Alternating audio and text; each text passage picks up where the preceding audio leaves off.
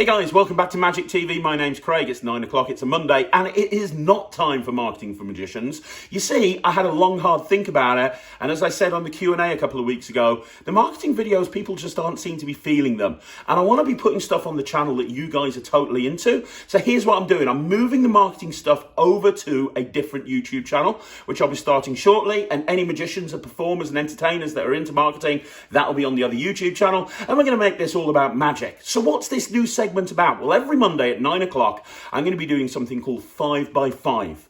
Now, what this is, basically, I'm going to be talking about 5 completely different subjects, and I'm only going to give myself 5 minutes, because my wife tells me I'm a waffler, and she's nodding behind the camera here, and I don't want to waffle, so this is going to be a really punchy segment. Now, sometimes I'll be talking about stuff that's happening in the magic community. Sometimes I'll be looking at comments that you guys have made on the channel. I'm going to be answering them. Sometimes I'm going to be talking about older tricks that I want to bring to your attention that maybe I haven't got a place for when I talk about that sort of stuff on magic stuff. Sometimes I'll be talking about new releases that are really hyped. Sometimes I might be having a really short rant. I might even be doing marketing tips occasionally here and there and talking about stuff to do with marketing.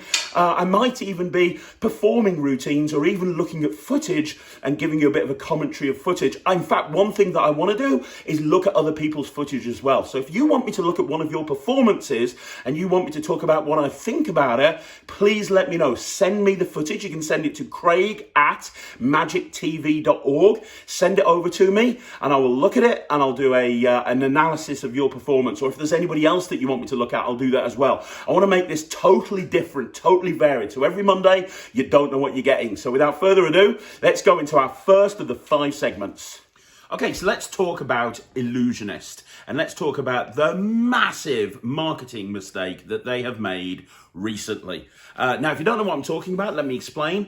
A few days ago, the entire Ellusionist website, it's probably about a week ago now, a week or two ago, the entire Ellusionist website went off completely. You tried to log into it, you couldn't get onto it. And all of their socials got taken down. Like, you couldn't find any mention of Ellusionist anywhere. The only thing that was still up and running was their YouTube channel, and they had a video scheduled to go out at a particular time, at a particular date. So that's kind of strange in of itself. But then Brad, the founder of Ellusionist, sent out a very cryptic email. Now, normally Ellusionists send out emails directly from Ellusionist. This was sent out from Brad as a personal email.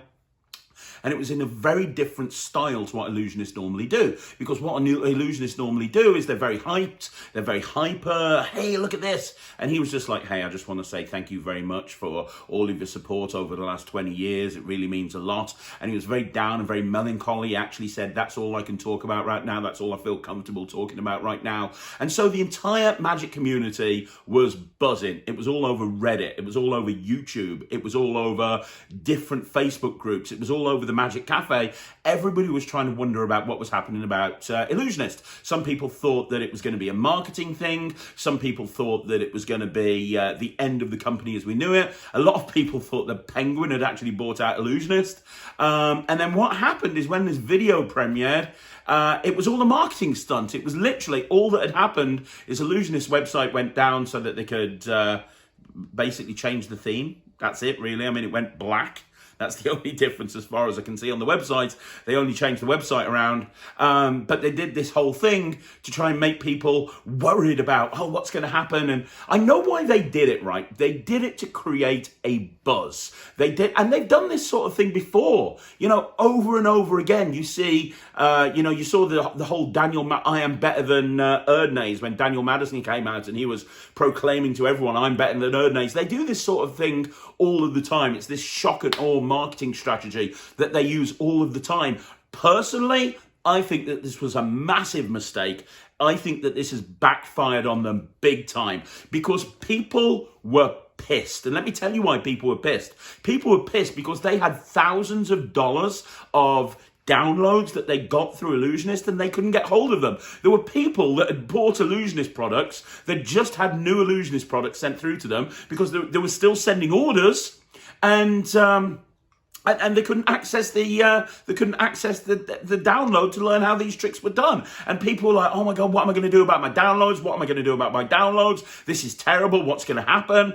And you know, there were people that had spent thousands of pounds on downloads. They couldn't access any of them. And those people were rightfully pissed off. They were pissed off because it was so cryptic by Ellusionist, and they were worried that they'd gone away and they weren't going to ever get their downloads again. And then to turn around and just go, well, actually, it was all a joke. And then what happened is they kind of almost even backtracked a bit. If you look at the thing on the website, they backtracked a bit and they went, oh, it's all been taken out of hand. No, it hasn't all been taken out of hand. You wanted to do what you always do, which is go for that whole shock thing. You wanted to shock people. You wanted to get the entire world talking about Ellusionist. Well, now what's happened, but they're talking about you, but in a very negative way. I know there are customers of yours that are never going to go on and purchase stuff off you again because they are pissed off with how they've been treated. You know, you made people worried about about their downloads. People were worried about Ellusionist. Everybody was.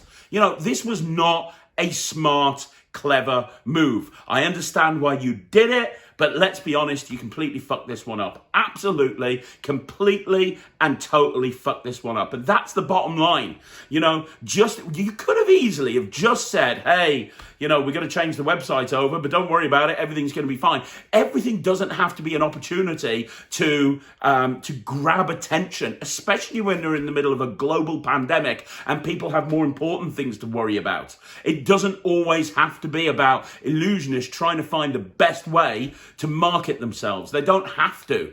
Yeah, this is something that you don't have to do. So personally, I think Ellusionists have messed up, and they've messed up big time. They've lost customers that they're probably never going to get back, and it's a massive issue for them. My 5 minutes is up. That's what I think. Ellusionist, you fucked up. Right, let's talk about an older product that's been around for a few years now that I think a lot of people haven't got. A little while ago on a magic stuff, I did a video which was 3 tricks with holes that you've probably never seen before. And you know what? There was one trick that I missed out that I should have mentioned, and that's cartoon capers by Gary Jones. Now, regular viewers of this channel will know that I absolutely love Gary Jones to bits. I did an interview with him. He was the second interview on Talk Magic, and he shared some of his amazing tricks with us. He's performed for years and years and years. He's an amazing magician. You can check his interview out, but there's a routine that he came up with and he published through Penguin a few years ago called Cartoon Capers. It involves a hole. It is super commercial. Now, if you haven't seen this, it is not very expensive, and I really encourage you to buy it. I'm going to perform it for you in a second, but before I do, let me just very quickly tell you how it works. Well, I'm not going to tell you how it works, but let me tell you why it's so good. First of all, you don't need a table. It's walk around. Second of all, it uses a regular deck of cards. The spectator is left with an impossible souvenir that they can keep forever. It's unlike any other card trick that you've seen. It's very easy to do, and it looks impossible, and it has an engaging plot. It has a really interesting hook line that drags people in. And it uses a signed card. And normally when you see tricks with holes, they don't use a signed card. This trick is almost perfect. So what I want you to do is go check it out. It's available on Penguin Magic. Most other magic dealers have it as well. I know Prop Dog does it. It's called Cartoon Capers. If you're a working professional or you just like learning magic that's really cool to learn, that is one that you want to check out. Let's have a look at full performance right now. Okay, so I'm going to do Cartoon Capers for Sarah. You're a big Gary Jones fan anyway, aren't you, Sarah? Yeah. Yeah, Gary is awesome. Right, okay. So I've got a pack of playing cards here. Now, you are going to pick a card in a very interesting way. Right. I'm going to shuffle through the cards like this, and as I do, anytime you want to, just say stop. Stop. There, you should. Do you want to go one more? Are you okay? Oh, that's okay. King of Spades. Are you happy with the King of Spades? Yeah. Cool. So we have your King of Spades right here. Now, it's important that you know that this is your card. I would normally get you to sign it, but because you're behind the camera, I'm going to write Sarah on the card. I'll even put Sarah there. This is what we call doing a Ryland. Sarah there, Sarah there, and I'll put SLP in the middle. So we have your card. I'm sure you'll agree that this right here is the most signed card in the world. And more importantly, you will recognise this card if you see it again. Would that be fair to say, yeah? Yes. Okay, so I want you to watch. This is what we're going to do. I'm going to put the card right there on top of the deck, yeah? Yeah. And then I'm going to take something out of my pocket, something interesting. I'm going to take one of these. This is an Acme portable hole. Right. You know, like if you've ever seen the Roadrunner cartoons with Wile E. Coyote, and the Coyote's trying to stop the Roadrunner, and what he does is he gets a hole and he drops it down on the floor, and the Coyote, the Roadrunner runs over the hole, and when he tests it, he falls through. Mm-hmm. Well, this is exactly the same thing. Now, you can see the hole there. If I use my pen, you can actually see the hole, and in actual, there you go, all the way through. There we go. And if you were in front of the camera, you can actually feel there, and you could feel the card underneath. Now, this is what we're going to do. This is really difficult. Magicians don't normally tell people what's going to happen. I do. I'm going to try and move the portable hole. Now, I couldn't do this if it was a normal hole, but because I'm using a portable hole, I should be able to do this. If I blow, I can actually move that portable hole right there off the card. But what's interesting is it actually moves onto the card underneath, which is the one that you signed your name on literally 1,000,000 times. And if you were here, you could have that as a souvenir. There it is. You can have that hole permanently on that card, and you can take it home and you can try and move it yourself. Very cool. So there you go. That is Cartoon Capers by Gary Jones. Look at that as a souvenir.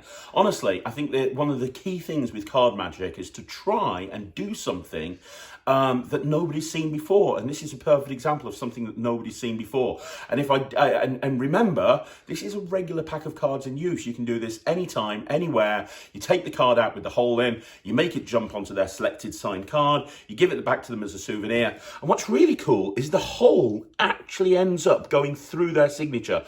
It's really well worth checking out. A lot of people don't do it. It's by Gary Jones. You can look it up on Penguin Magic. It's called Cartoon Capers. Right, let's talk about comments on YouTube. First of all, I'm getting so many comments on these YouTube channels videos now, and I really appreciate it. Thank you very much to everybody that leaves a comment, negative or positive. I read and I try to reply to every single comment. 99% of the comments out there are really nice, or they're asking a question, and I really appreciate that, because that's why I set this channel up. Now, there are a few idiots that post occasionally, and to be honest, I just ignore them. That's absolutely not a problem. I've done a rant about internet bullies. I'm not going to go down that route. However, occasionally a comment reaches my attention, and I feel like I should actually address it.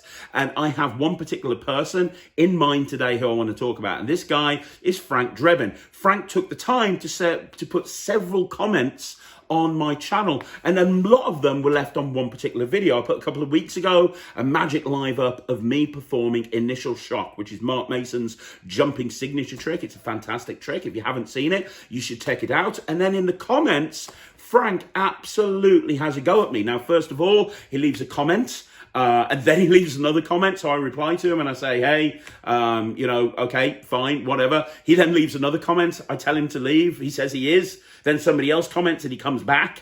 And the point that he's trying to make throughout all of this is he's basically trying to say, I'm not a very good father.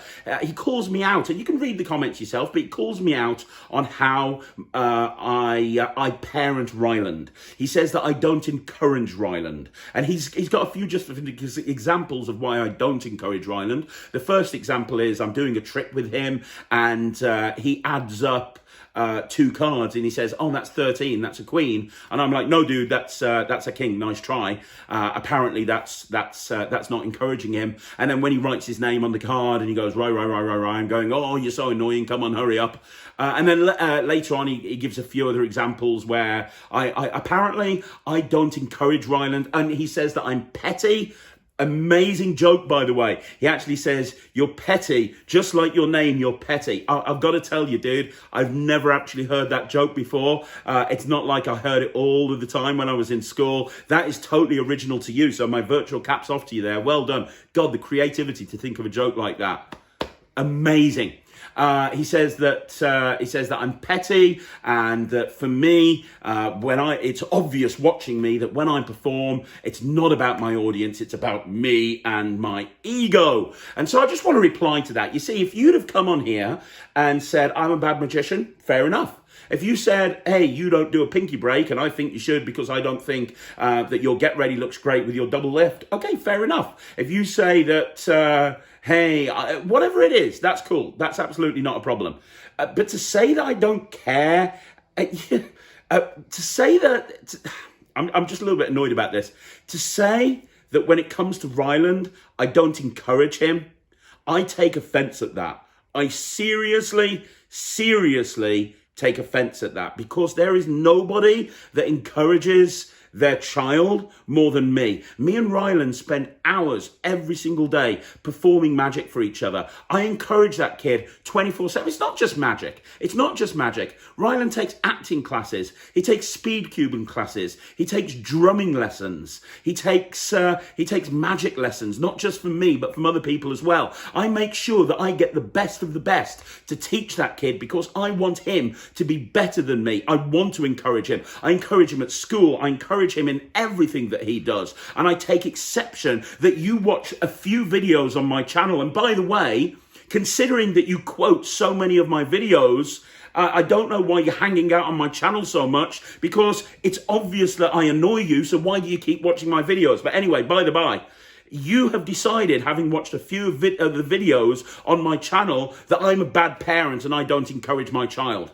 Well, I'm telling you right now, I do. Let's take your number 13 as an example. I was joshing with Ryland. You don't know my relationship with my son. We are very jokey with each other. This is a kid who knows mnemonica inside out and back to front, instant recall. Not only that, he is incredible at maths. He's in the gifted and talented range at his school, which means that I can literally turn around to Ryland, I can give him a card, I can give him a number, and he will immediately know what card he needs to cut to in order to get that card in the desired position, and he can do it in 3 seconds every single time. So me turning around to him and saying, hey, it's not 12, it's 13, that's me taking the mick out of him, because he should know better. My relationship with my son is none of your goddamn business, and I encourage you to fuck off and keep your opinions to yourself.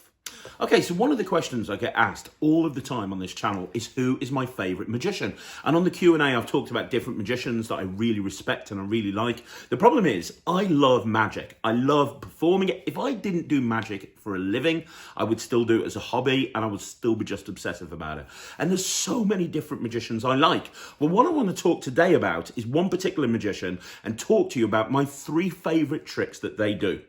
And the person I'm going to be looking at this week is Richard Sanders. Now, if you don't know Richard Sanders, he kind of came to the forefront of everybody many, many years ago when he wrote a book with Jay Sankey called Creators Collide.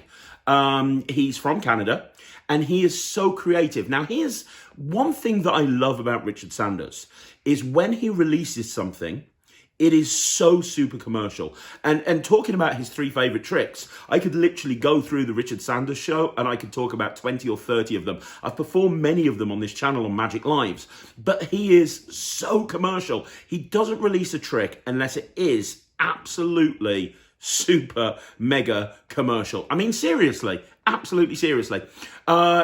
That is a big contrast to his friend Jay Sankey, because Jay, although an amazing magician, you have to really kind of be careful with Jay's material, because it's very hit and miss. Some of it is genius, some of it is terrible, but that's not the case with Richard Sanders. So I want to talk to you about my favourite tricks. Now, first of all, honourable mention has to go to Remarkable. If you don't know Remarkable, Sanders put it out many, many years ago. It's a Sharpie marker. You have two people pick cards. You take the Sharpie marker, you shake it. The Sharpie logo on both sides changes to the first person's card.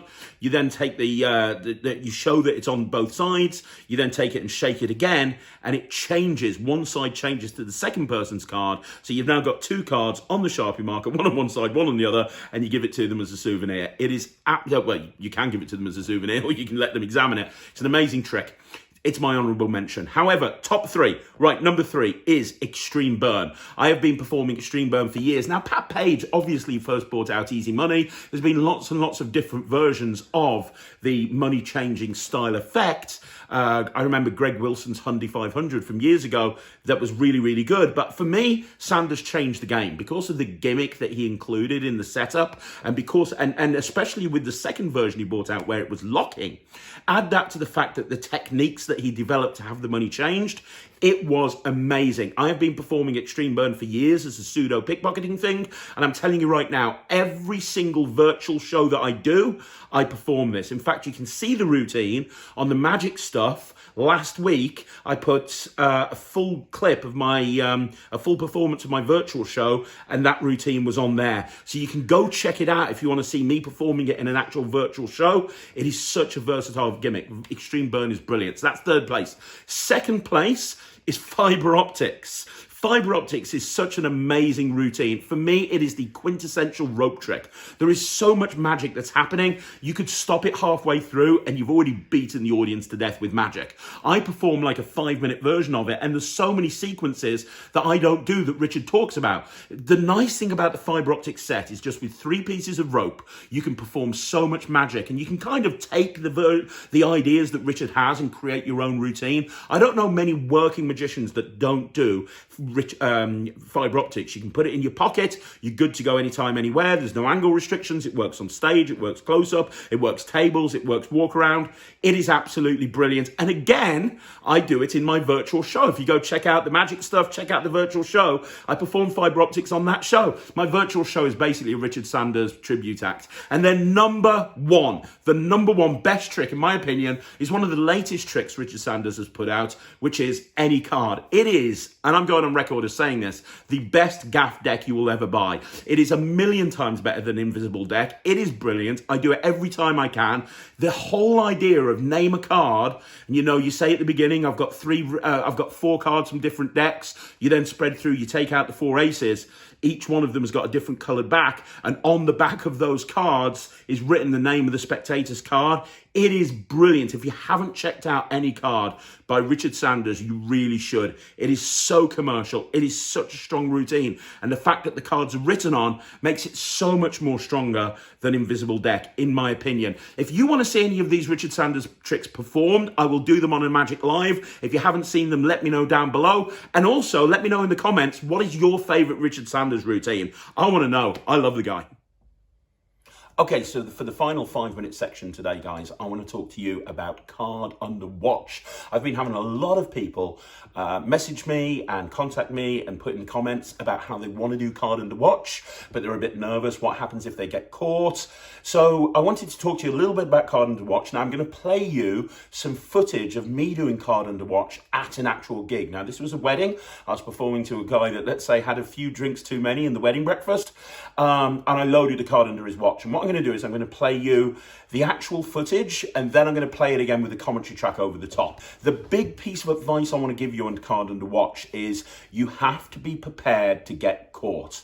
It's a little bit like pickpocketing. When you first learn how to do a watch steal, the only way that you can learn how to do a watch steal is by getting caught stealing that watch. It's the same thing with card under watch. When you first start doing it, even if you do it right 100 times, there are going to be times where people go, hang on a minute, you just loaded that card under my watch. It can happen, and you have to be prepared for that. The other piece of advice I'd give you is do it at the end of a routine. Like I'm doing this card under watch routine at the end of card under box. I've done the whole card under box routine, and as a finale, I load the card under their watch. That's a great time to do it. They've seen a little bit of magic, they're relaxed, they're offbeat, and then boom, you hit them with this final thing. It's not as hard as you'd think. It's actually a really easy thing to do. You just have to have the balls to go and do it. So let's have a look, first of all, at the performance of me doing it live at that wedding. Do that, just like that. Don't move. Have you finished shuffling? Put those in between your hands. You picked a card. Yeah. You signed it. Angrily. You shuffled it into the pack. I haven't touched those cards. Nah, fuck you, bro. I've got it inside the box for the big finish before I leave. I'm going to go from here in between your hands. Now tell everyone there's nothing there, Tom. No, nothing there, boys. What? Nothing there. It's going to go from here. Yeah. Don't let me touch those cards. Now it starts off by me making the card invisible. This is the card. I fold it in half, in half, in half again. And I'm going to put it here in between your hands. Now when I snap my fingers, that card that you signed, that you shuffled, I haven't touched that deck, it is going to disappear from here, appear in there. That's going to be my big finish. Then I'm going to go. If it works, they're going to go crazy. You ready, Tom? 3, 2, 1. Look, it's there. It's there. Do you believe me? Do you know why Tom doesn't believe me? The reason why Tom doesn't believe me is because right now, up until this very second, Tom hasn't yet looked underneath his watch. Stop. No. Folded up hard, Tom. Stop it! And fold it, Tom. No, I'm not gonna lie. I saw No. Let's give Tom a big round of applause over there. Right, now you've looked at the performance, let's have a look at it again. I'll do a commentary over the top and I'll tell you exactly what's happening when it happens. Okay, so you can see right at the very beginning, I've loaded the watch. Now, I don't want to be talking about actually how to load the watch on this video, but the whole point is, like I said, you just do it. You have it in finger palm, it's Mercury card folded, and you just literally load it under the watch. The key thing I want you to see here is it was done on the offbeat. I've just finished a routine. They think the trick's over. And I say, let's try one more thing. Hold your hand out for me. I get him to put his hands together. They're all sitting down, but I'm kneeling down. I've come down to his level. And the reason is, if he turns his hand over, I can stop him. So you'll notice my hands are very close to his hands. And what we're doing here is I'm misdirecting him away from his watch. So what I'm doing here is I'm making everybody here believe that something else is going to happen. They're going to believe that the card is going in between his hands. That's where he's focusing. That's when everyone else is focusing. Now, what this does is this makes him not think of his watch. And also, it's kind of a magician in trouble thing, because when you have this moment where he opens his hands and it's not there, you've then got this moment where you say, well, you know why he didn't realize it's happened? It's because he hasn't yet looked under his watch. And you see the reactions. These reactions right here are why you absolutely should be doing card under watch in a live performance close-up situation, because there is very few routines that get the impact that a card under watch does. So there you have it, guys. Look, here's my advice. Go out and do it. Don't be afraid. Go out and do the card under watch. It is one of the strongest things that you can ever do in the real world once you've got it down. Okay, guys, I hope you enjoyed that. Look, it's really important that I get your feedback in the comments down below. I want to put something together that you guys really enjoy watching. I kind of like this format because it allows me to talk about lots of things and not waffle, because I'm literally giving myself 5 minutes. But I want to know what you got. Sarah's laughing behind the camera now. She knows I'm a waffler. She knows I'm a waffler. She's nodding.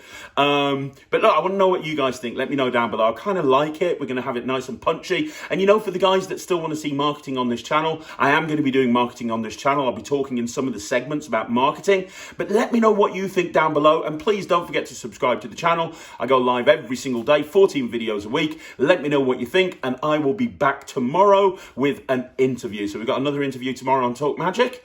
And I'll see you then. My name's Craig from Magic TV.